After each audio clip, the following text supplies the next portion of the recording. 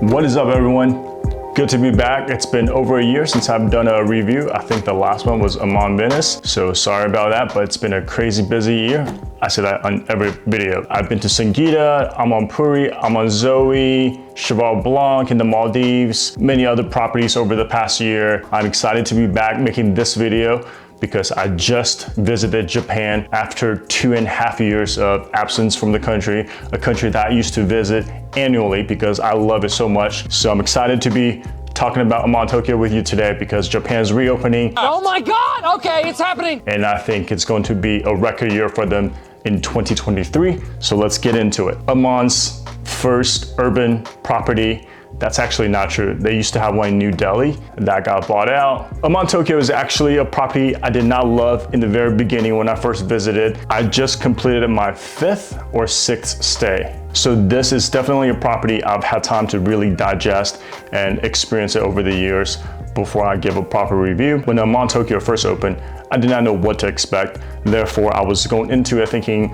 I was visiting another Aman resort. That wasn't the case at all, which really, I think, impacted my experience at Aman Tokyo. That being said, I keep going back to Aman Tokyo because there was no better alternative I could think of. I mean, Tokyo actually has a lot of great hotels. Mandarin Oriental, the original Four Seasons there was pretty bad, so that was never an option. The Peninsula, Park Hyatt used to be really good, but I think it's really dated at this point, or even like 10 years ago, to be honest. There was no better option, so I just kept going back to Aman Tokyo. On my 2nd and 3rd stay, I noticed the service level was getting better. At the same time, I think my expectations of what Aman Tokyo or a city Aman should be is more in alignment with what it actually is. My experience with Aman Tokyo kept getting better with each visit. Even on the worst day of Aman Tokyo, I'm sure it's still better than many other city properties. I can fully recommend Aman Tokyo to anyone who is visiting Tokyo. And depending on the rooming situation, I think it's either Aman or the new Four Seasons Otamashi. We can get into that.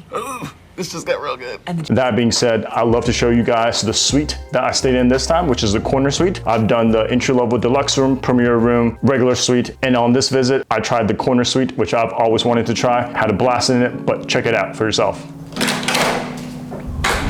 What's up, guys? Welcome to the corner suite here at Aman Tokyo. Come on in. All right, as you step into the suite, immediately, you'll see that we have stunning floor-to-ceiling windows, and this is the living space. My good friend Drew is traveling with me on this trip, so we got him a rollaway bed here in the living space. And this serves as a great example for families with a small child, group of friends needing an extra bed in the living space. It fits just fine. It's a little bit tight with a dining space, but it works perfectly. Behind this tatami-style door, you will have a desk area, and most importantly, a half bath, sink, and toilet. Total toilet, if I might add. We are in Japan after all. Person who's sleeping in here will have their own bath, which is fantastic. Drew and I are great friends. We've known each other since high school, but we do need our spaces. Follow me to the living space. We have a cozy little sitting area, perfect for tea. This being the corner suite is all about the views. You have the entire Tokyo view at your feet, easily beyond 230 degrees of view. And most impressively, the sky tree is right in front of you. So in the evenings when it lights up, it's just amazing. So this is why I chose this suite specifically on this trip. The corner suite is about 1,300 square feet, and this is the 2nd highest category suite here at Aman Tokyo. The entry-level suite is actually a bit bigger than this, but it lacks this corner view. So we moved up to the corner suite even though it's slightly smaller than the regular suite, but the views more than make up for it. And of course we do have a dining table, which is perfect for us in the mornings to have breakfast here, just taking in the view because the sunrise is actually on this side. We have this mini bar area plus a wet bar behind us. You have your wine fridge and your mini bar just beneath this cabinetry. And I love the sleek and contemporary vibe being in Japan. The design factors are just through the roof here at Aman Tokyo. I do like that at the entry foyer, you do have a stone for the flooring instead of the wood. And again, I'm just obsessed with all the sliding doors here. Maybe it's because we're in Japan, but I love the sense of place. This is where I've been hanging out and chilling for the past few days. This little corner area where I sit and have tea and do a little bit of work looks directly onto the sky tree. The desk, plenty of space for you to store your items. Mini bars right there, outlets, everything is discreet and hidden. All the controls for the suite and room are intuitive, plainly laid out for you, so there's no guesswork as to what button does what. Everything works just effortlessly. And lastly, I'd love to show you guys the bathroom here at Aman Tokyo. Similar to everywhere else in the suite, the view is just unbelievable. That's what this hotel and suite is really about. Everywhere you go, there's a view. You may be able to tell, but there's an echo in here. There's so much stone and so much space that there's actually an echo, and the floor is heated throughout. So in the winter months, you don't have to sacrifice comfort. So that was the corner suite, and I can highly recommend that suite if you ever visit Aman Tokyo. 3 words for you: treat yourself. The only suite being higher is the Aman suite. The view is more or less the same, at least it feels that way to me. And that brings me to my next point, which is that as much as I love Aman Tokyo, I do wish that they had another suite that was even more elevated and larger than the Aman suite, because it's only about, I want to say 153 square meters. So what is that, like 1,700 square feet, I believe. And for my clients who really wants that wow factor, I think they do want something a bit north of 2,000 square feet or 2,500 square feet and above, right? And often it's a 2 or 3 bedroom setup. So I do wish Aman Tokyo had that, but I'm nitpicking here. And that also brings me to another point, which is that if you're traveling as a family and you need 2 or 3 bedroom connecting suites, Aman Tokyo might not work for you because they don't have any connecting rooms. Therefore, I would suggest maybe the Four Seasons Otemachi in Tokyo for people who have little ones and they need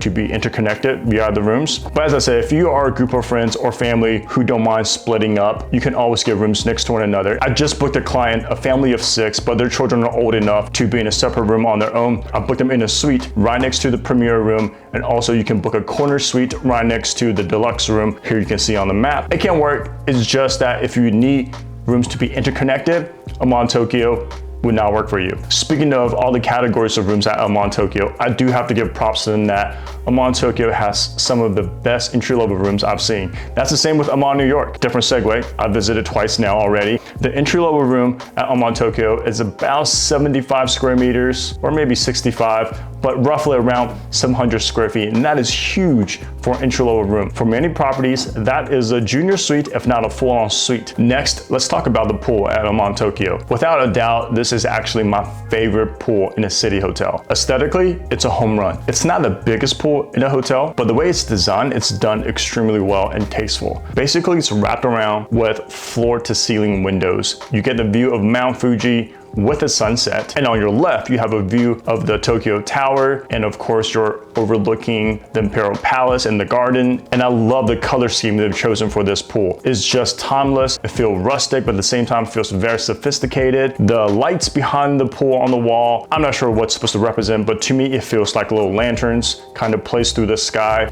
It feels like I'm in Thailand or Chiang Mai or something and they're doing the Lantern Festival. Definitely plan to allocate some time in the pool at Aman Tokyo. Just next to the pool is the gym, and unfortunately I didn't get any shots of it because on the day I was shooting, one of the Formula One racers was in there working out, and of course I did not want to be rude or be intrusive, so I just didn't take any photos or videos of it.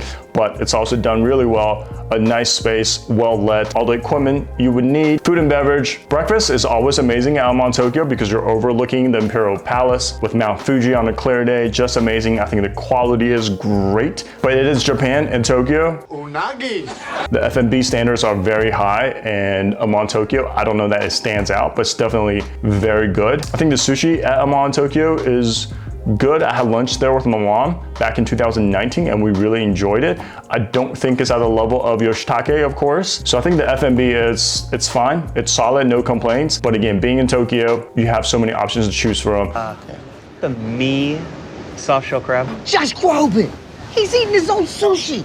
That's the most baller thing I've ever seen. So I think this is really not a factor for most people when it comes to deciding on Aman Tokyo. All right, service. How is the service at Aman Tokyo? As I've already mentioned, on my first few stays, I really felt a disconnect between Aman Tokyo service with Aman Resorts, which is what I was familiar with. But now that my expectations are in alignment, it's great, it's fabulous. I had a great experience with the team on my most recent stay. It was 50% occupancy, so it should have been good, and it was. That being said, if you're visiting Aman Tokyo for the first time and you've been to other Aman resorts, just know that you may be asked for your name, room number, and things like that, which is kind of strange thing to point out if you've never been to an Aman, because that's just normal for any other hotel. But for those junkies, you know that being at Aman Resort means that you never get asked for your room number and your names and things like that, which is just, I mean, another level, right? I would suggest you to expect to be asked of those things because the public is allowed to enter the hotel for afternoon tea,